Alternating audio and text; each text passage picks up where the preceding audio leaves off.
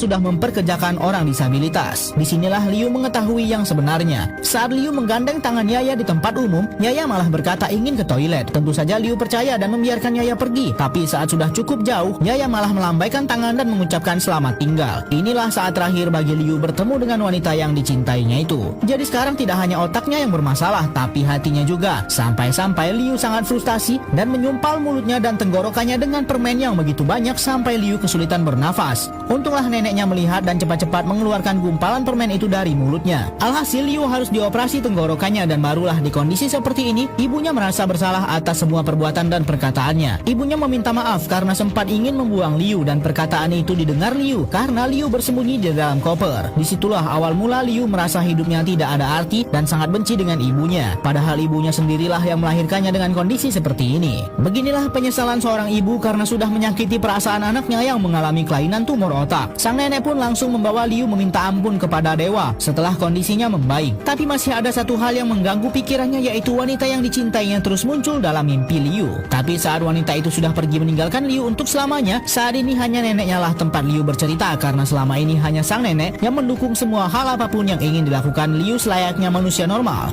Neneknya pun menyampaikan bahwa ada paket yang baru saja sampai untuk Liu. Ternyata itu adalah surat dari kampus normal tempat Liu mendaftar. Surat itu berisi pengumuman bahwa Liu diterima di kampus normal walaupun ia memiliki kelainan fisik dan juga tumor otak. Ternyata Liu selama ini diam-diam mendaftar di kampus normal walaupun hal itu dilarang oleh ibunya. Mendengar berita ini neneknya pun sangat bangga karena Liu akhirnya bisa memulai untuk menggapai cita-citanya menjadi seorang guru. Pria disabilitas yang mengalami tumor otak ini sangatlah senang setelah mendengar ada salah satu kampus orang normal yang cukup tenar telah menerimanya. Sudah banyak sekali kesulitan yang dilewati oleh Liu sampai-sampai ia sempat ingin mengakhiri hidupnya. Mulai dari pertengkaran besar dengan ibunya karena sang ibu mengatakan bahwa tidak ingin anak sepertinya, dan Liu juga sudah ditinggal begitu saja dengan wanita yang ia suka. Kini Liu mendapatkan kembali harapan untuk hidup. Liu juga akan pergi bersama rombongan paduan suara neneknya yang akan tampil dalam acara festival. Tapi neneknya malah mendapat kabar bahwa promotor acara tersebut malah kabur dan membawa uang semua peserta. Tapi untunglah neneknya ternyata belum membayar ke promotor dan uang mereka semua masih aman.